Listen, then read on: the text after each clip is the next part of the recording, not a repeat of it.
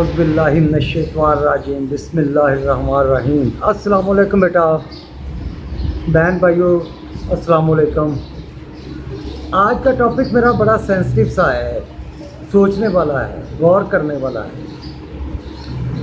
मैं अपने बच्चों के एडमिशन के लिए एक स्कूल में गया, वो ग्रामर स्कूल था। उन्होंने बड़ी जल्दी मुझे मुतमिन करने के लिए सब कुछ बताना शुरू कर दिया। जी ये हमारे नंबर आते हैं, ये हमारा रिज़ल्ट है, हम बच्चे को इतने नंबर दिलवाते हैं, प्रैक्टिकल ऐसे करवाते हैं। मैं सूट में मैं ठीक है जी, क्या क्या करवा सकते हैं जी। आपका बच्चा डॉक्टर भी बन सकता है, यहाँ पढ़ के इंजीनियर भी बन सकता है, पुलिस वाला भी बन सकता है, वकील, जैसा बच्चा होगा वैसा हम बना देंगे उसको। मैंने कहा ठीक है।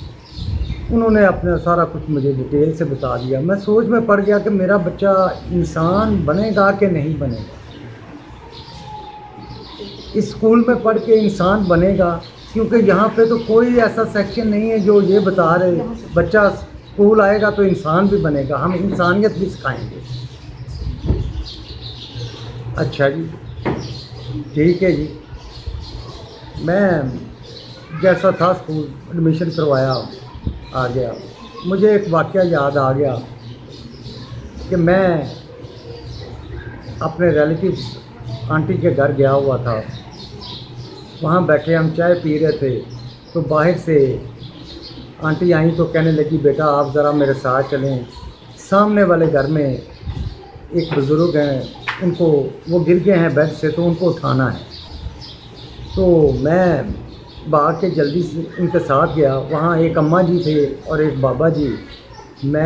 बाबा जी बेड से गिरे हुए थे, अम्मा जी उनको पकड़ के खींच रही थी, उठाने की कोशिश कर रही थी, लेकिन वो ज़ईफ़ थी, बहुत ज़ईफ़ थी। वो बाबा जी को संभाल नहीं पा रही थी।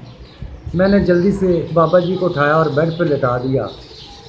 तो मुझे उनको देख कर बड़ा अफसोस हुआ कि ये अकेले यहाँ क्या कर रहे हैं, इनके बच्चे किधर हैं, इनके रिलेटिव किधर हैं, इनके बहन भाई किधर हैं। तो खैर इन्हीं सोचों में मैं वापस आ गया। तो बैठे थे, मैंने आंटी से पूछा कि आंटी ये अम्मा जी और बाबा जी अकेले ही रहते हैं इधर? तो उन्होंने कहा कि नहीं बेटा, ये यहाँ पे रेंट पे लिया हुआ है इन्होंने घर, बच्चों ने इनको रेंट पे लेके दिया हुआ है, यहाँ पे ये अकेले ही रहते हैं। एक नौकर उन्होंने इनको दिया हुआ है, 50-60 हज़ार इसका किराया है घर का, कोई 30-40 हज़ार इनके दूसरे अखराजात हैं, कोई 15 हज़ार नौकर को भी वो देते हैं। बच्चे बहुत अच्छे हैं माशाल्लाह। एक डॉक्टर है, कोई इंजीनियर है, कोई बाहर बैठा है, कोई कहीं बैठा है। मैंने कहा कि अच्छा ये होती है माँ बाप की खिदमत। फ़ारूक साहब आप क्या खिदमत माँ बाप की करेंगे? आप तो सिवाय माँ बाप के पैर दबाने के, सर दबाने के और कुछ भी नहीं कर सकते। ना माँ बाप को 50-60 हज़ार का घर लेके रेंट पे रख सकते हैं, ना आप माँ बाप को टाइम ही दे सकते हैं। तो मैंने कहा कि फिर ये अम्मा जी और बाबा जी जो हैं ये अपनी लाइफ से बहुत मुतमिन होंगे कि हमने ज़िंदगी में बहुत कामयाबी हासिल कर ली। माशाल्लाह सारे बच्चे ऑफिसर हैं और गस्टेड ऑफिसर हैं, और अब तो इन्हें किसी चीज़ की ज़रूरत नहीं है। मैंने कहा आखिर कोई बच्चा तो ऐसा होता जो उनको ये पूछता कि आप किस हाल में हैं, बेड से गिर गए हैं, वॉशरूम जाना है, पानी पीना है, सर दर्द होता है। कोई बच्चा भी ऐसा नहीं है। कहा कि नहीं बेटा, वो उनकी लाखों रुपए तनख्वाह है, वो आप अपनी नौकरियां तो नहीं छोड़ सकते ना इन दो माई बाबा की खातिर। मैंने कहा ये भी बात ठीक है कि उनकी अपनी मजबूरियां हैं, तो इनकी अपनी मजबूरियां हैं। बेटा मैं सोच में पड़ गया कि अब मैं बच्चों को कौन से स्कूल में लेके जाऊं, कहाँ पे लेके जाऊं जहाँ पे तनख्वाह से ज़्यादा माँ बाप अजीज़ हों, स्टेटस स्टैंडर्ड से ज़्यादा माँ बाप अजीज़ हों, जहाँ पे हम माँ बाप की सही जो हमारा दीन कहता है, जो मुआशरा कहता है, वो रिस्पेक्ट कर सकें। जो हमारा दीन मुआशरा हमें समझाता है कि इन मुसलमान ये हैं, क्या हम वहाँ पे पहुँचते हैं? क्या हम इंसान बनते हैं? क्या हमारा कोई यूनिवर्सिटी स्कूल इंसान बनाता है? इसी दौरान मैंने लाहौर स्कूल ऑफ ग्रामर की ख़बरें सुन ली कि वहाँ पे क्या हो रहा है। और यूनिवर्सिटी कॉलेजेस की तो मैं पहले भी सुनता रहा हूँ, वहाँ पे क्या क्या होता है, क्या कौन कौन से इंसान कैसे कैसे बनाए जाते हैं, कौन कौन से स्कैंडल कैसे कैसे आते हैं।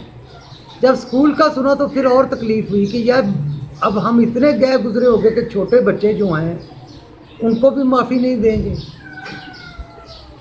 हमारे टीचर क्या पढ़ाते हैं, ये है हमारे टीचर। इन टीचर्स के ऊपर अल्लाह ताला कहता है कि ये आपके माँ बाप जैसे हैं, इनकी माँ बाप जैसी रिस्पेक्ट करो। और ये वो स्टूडेंट हैं जो अब इस नज़र से टीचरों को देखते हैं। कुछ तो टीचर गलत हैं, कुछ आजकल के बच्चे भी इतने मॉडर्न हो गए हैं कि मैं खुद परेशान हो जाता हूँ। कई दफ़ा बाज़ार में चलता अपनी बेटियों की उम्र के बच्चों की हरकतें देखता हूँ तो मुझे खुद भी शर्म आती है। यार माँ बाप को चाहिए कि इन्हें हलाल की तरबियत दें, हलाल का रिज़्क दें, हलाल की बातें सुनाएं, हराम की बातें ना सुनाएं। ये ना दिखाएं कि फ़लाँ ने ये गाड़ी ले ली है, ये घर ले लिया है, किस पैसे से लिया ये दिखाएं, किस तरीके से हम लोग तरक्की कर रहे हैं ये दिखाएं। मुझे याद है कि पहले हक हलाल की कमाई से लोग तरक्की करते थे तो बहन भाई रिलेटिव सब मुबारकें देते थे, छोटी सी चीज़। मुझे याद है हमारे घर में पंखा आया तो सारे रिलेटिव जो थे वो मुबारक देने आ गए। आज हराम की कमाई से मैं जहाज़ भी ले लूँ तो मुझे किसी ने मुबारक नहीं देनी, यही कहना है। कोई कौन सी बात है, फ़लाँ ने रिश्वत लेके 3 जहाज़ ले लिए हैं, फ़लाँ ने 4 जहाज़ ले लिए हैं, फ़लाँ ने ये कोठियाँ बना ली हैं। बेईमानी के पैसे में बेटा अल्लाह की मर्ज़ी नहीं होती, ना उसमें खुशी होती है, उसमें सिर्फ दुख ही दुख होते हैं, टेंशन ही ज़्यादा होती हैं। बंदा मरता भी है टेंशन के साथ ही। उन्हीं पैसों के ऊपर बाद में लड़ाइयाँ, उन्हीं जायदादों के ऊपर बाद में कत्ल होते भी मैंने देखे हैं, बेशुमार सिलसिले देखे हैं। हमें इंसान पैदा करने चाहिए, इंसान की ही तरबियत करनी चाहिए, इंसान को इंसान ही बनाना चाहिए, उसे जानवर बनने से रोकना चाहिए। कोई स्कूल कॉलेज यूनिवर्सिटी ऐसी ज़रूर बनाएं जिसमें सिर्फ हमें इंसान बनाएं, उसमें ये ना बनाएं जो आजकल बना रहे हैं आप। मेहरबानी, शुक्रिया।